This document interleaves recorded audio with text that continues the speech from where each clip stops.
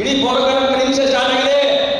ಅವರು 2 ಲಕ್ಷ ರೂಪಾಯಿ ಕೊಡಬೇಕು, 3 ಲಕ್ಷ ಕೊಡಬೇಕು, 5 ಲಕ್ಷ ರೂಪಾಯಿ ಕೊಡಬೇಕು.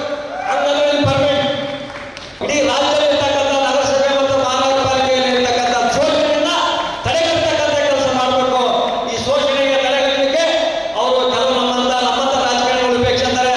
ನಾವು ಯಾರು ಬೆಂಬಲಿಸಲ್ಲ, ಮಲ್ಲಣ್ಣ ಬೆಂಬಲಿಸಲ್ಲ, ಪ್ರಭಾ ಮಲ್ಲಿಕಾರ್ಜುನ ಬೆಂಬಲಿಸಲ್ಲ, ಯಾರು ಬೆಂಬಲಿಸಲ್ಲ. ಇಲ್ಲಿ ಬೆಂಬಲ ನ್ಯಾಯಕ್ಕೆ ಬೆಂಬಲ ಇದೆ.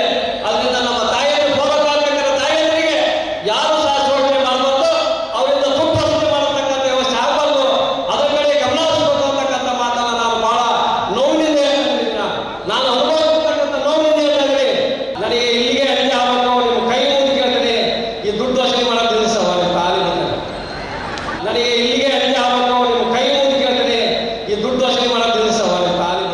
ಪೌರ ಕಾರ್ಮಿಕರ ನೇಮಕಾತಿ ಮಾಡಿಕೊಡ್ಲಿಕ್ಕೆ ನಮ್ಮ ಸಿದ್ದರಾಮಯ್ಯ ಸಾಹೇಬರು ಒಂದು ಆದೇಶ ಮಾಡಿದರೆ ನನಗೆ ಸಂತೋಷ. ಅದು ಒಂದ್ ಕಡೆ ನೋವಾಗ್ತಾ ಇದೆ, ಒಂದ್ ಕಡೆ ಕಣ್ಣೀರು ಬರ್ತಾವೆ.